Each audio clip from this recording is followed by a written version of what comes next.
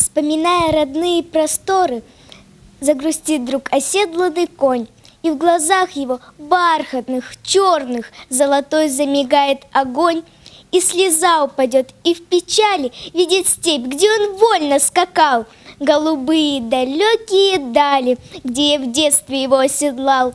И родимый, вспомнив просторы, конь глазами тревожно косит, сотрясает столбы и заборы, и на месте никак не стоит, а как чутко, как остро, как тонко, удивленный ушами стрижет, и внезапно, заливисто, звонко, изумляя округу, заржет.